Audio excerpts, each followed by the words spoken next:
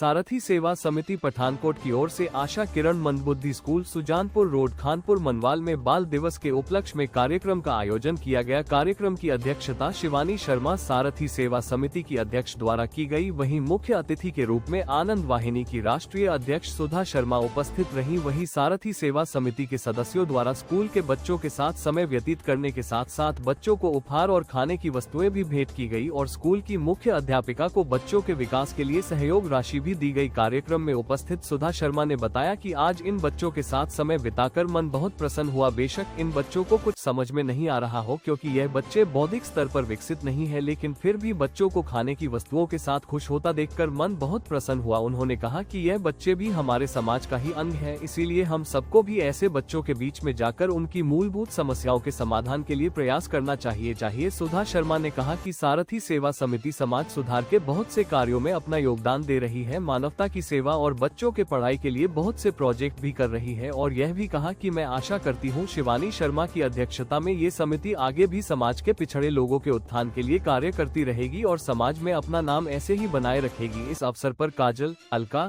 दीपाली, कविता, अंजू शर्मा, अंजू सैनी, अंशु, नीतू, सुनीता और रूही आदि अन्य भी उपस्थित रहे। आज हमने बाल दिवस के अवसर पर आशा किरण स्कूल में, जो कि हैंडीकैप और मेंटली रिटार्डेड बच्चों का स्कूल है, वहाँ भी हमने उनके साथ मनाया और उनको गिफ्ट्स दिए और खाने पीने का सामान दिया। मैं बहुत बहुत धन्यवाद करती हूँ मैम का, सुमन शर्मा मैम का और सुधा शर्मा मैम का, जो इस अवसर पर वो हमारे साथ हैं और उन्होंने हमें प्रेरित किया कि आगे हम यहाँ बच्चों के साथ आकर समय व्यतीत करें और उनको आगे बढ़ने का मौका दें।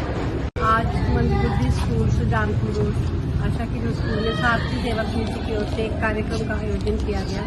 जिसमें मुख्य रूप से बाल दिवस को 14 नवंबर को की बाल दिवस के रूप में मनाया गया। बच्चों को खाद्य सामग्री भेंट की गई और बच्चों के साथ सारथी सेवा समिति के जितने भी मेंबर हैं उन्होंने वार्तालाप किया। सुमन मैम का बहुत बहुत धन्यवाद, जिन्होंने इस संस्था को यहाँ पर आने का मौका दिया और बच्चों के साथ वार्तालाप करने के लिए प्रेरित किया। तो ये कहना चाहूँगी कि ये जो स्कूल है,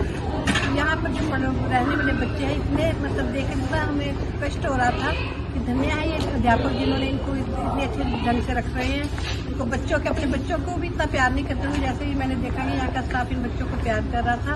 इनको अपने हाथों से खिला रहे थे। तो ये हमारा फर्ज बनता है क्योंकि हमें भगवान ने पूरे अंग दिए हैं हमारे, हम पूरी तरह से भगवान के शुक्रगुजार हैं कि हमें कोई भी ऐसा कष्ट नहीं दिया और हमें मानवता की सेवा करनी चाहिए। इसके लिए हमें ऐसे ही बार बार यहाँ पर आकर इन बच्चों के बीच में समय व्यतीत करना चाहिए, क्योंकि ये बच्चे समझते तो कुछ भी नहीं है, लेकिन उनको अच्छा लगा, वो बहुत खुश थे जब